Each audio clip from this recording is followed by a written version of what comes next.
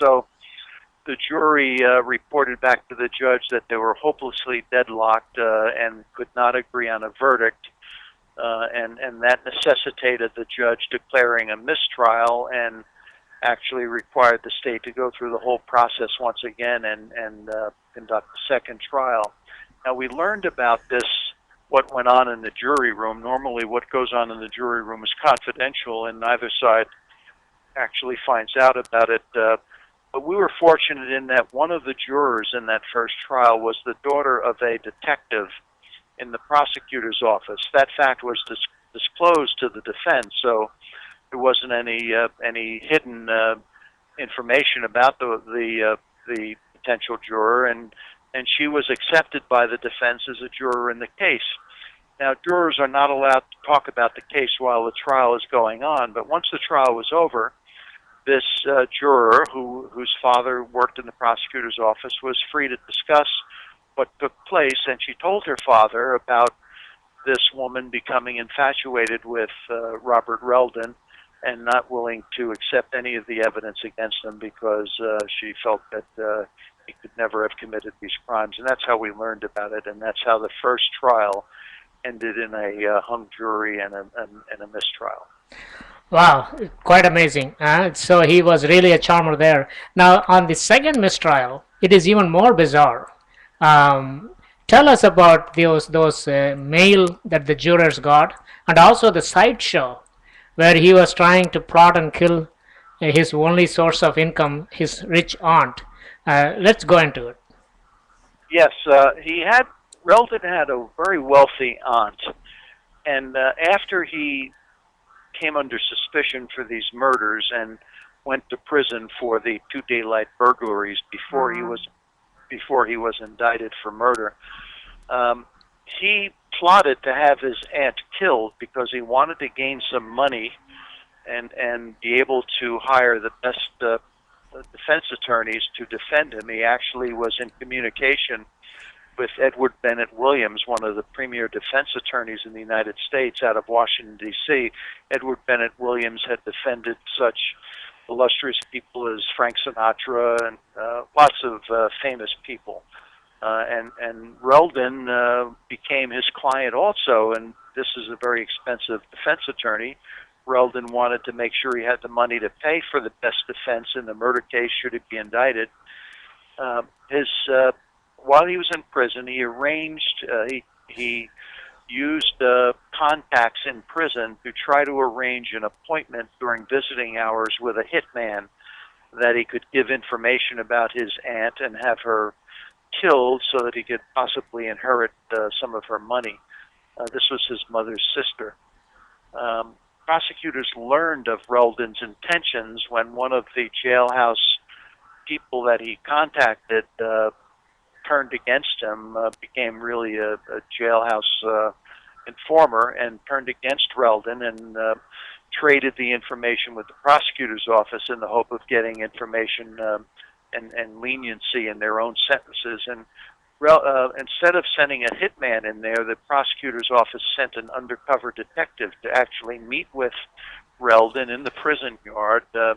They got his conversations on tape, audio tape. This is with Gallo, correct? The this undercover was agent? Nick Gallo, a very decorated undercover officer, and he got all of this information, played the role of a hitman, right, and got all of the information, and they actually were able to prosecute Reldon for plotting to have his aunt murdered.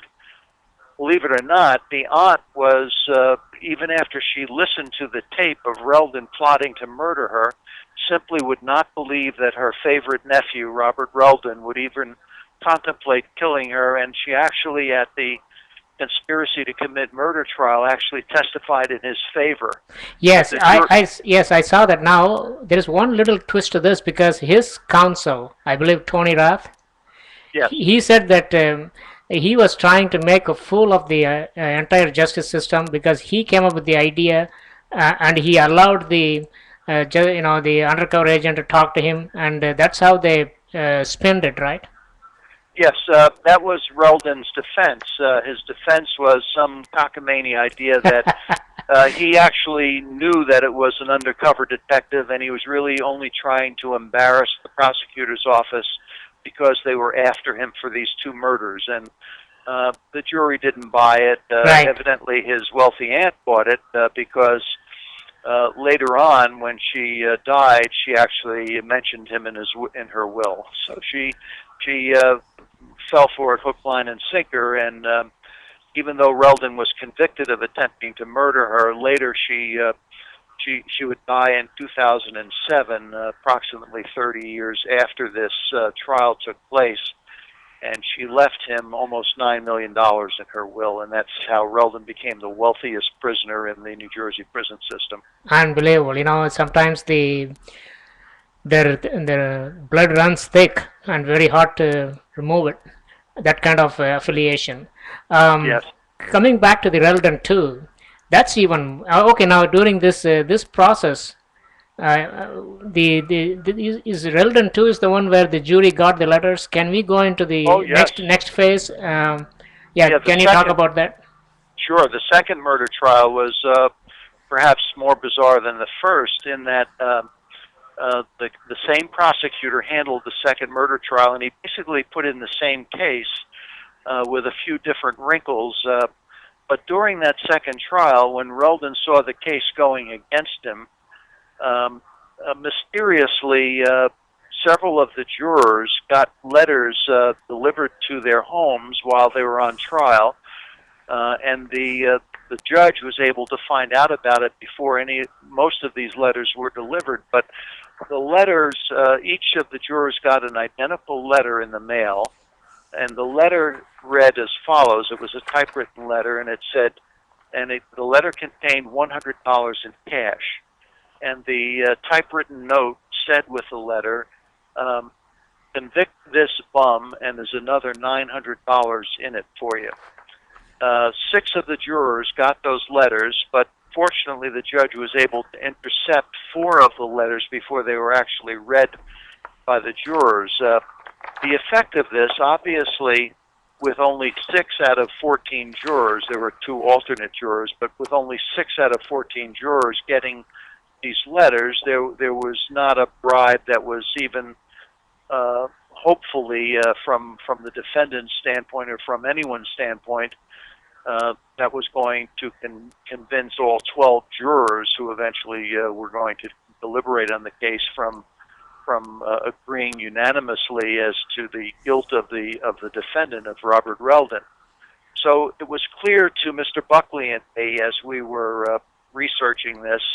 Our theory is that Reldon, with a Confederate, actually caused these letters to be sent to these 6 jurors, and the motive was to create another mistrial. In other words, if 6 out of 14 jurors were disqualified because they were contaminated by a so-called attempted bribe letter, that they would be disqualified, and the judge would have no course at the end of this second lengthy trial, after 60 witnesses had been called, to declare a mistrial. And mistrials, whether it's because of a hung jury or some other reason, always operate to the benefit of the defendant, in that it requires the state to try the case all over again, requires all witnesses to testify all over again, and just creates an atmosphere in which the defendant has perhaps areas in which he can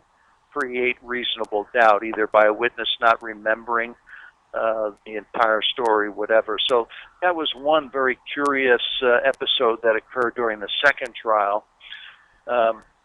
Okay, before we go into the third trial, so yeah, I read in your book, it says that Bernice Kaplan, and Blanche Mate, they testified in his case on the second mistrial, and you said that the prejudicial value far outweighed the probative value of these 2 testimony, and therefore the convictions were reversed and the matter was remanded for new trial. Because because of that particular scenario, that they have to cancel the convictions. Yes, the prosecutor, I think, overreached a bit in that second trial. He called basically the same witnesses, except he called 2 extra witnesses in the same trial.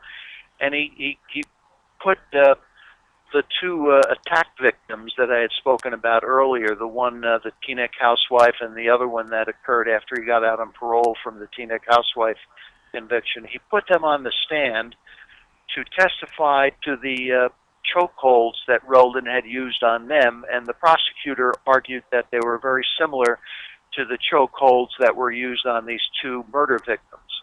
I And see. the theory was that the similar method of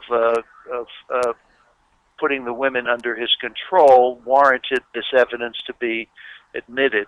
Normally, evidence of other crimes is not permissible to be entered into a trial. Evidence of other crimes, and the judge allowed it to be admitted, and that became a fatal error. In that, once Reldon was convicted in that second trial, his attorneys appealed the conviction, and it went all the way up to the appellate courts, and the conviction was reversed, and that forced the necessity of a third trial. Okay, so yes, now it turns out, and as I was reading through the Reldan 3, that was as bizarre as the second one, but fortunately, Charles Buckley was able to make it a decent conclusion. When we come back, we will talk about it. Ladies and gentlemen, you are listening to Dallas Live. I am your host, Dr. RC.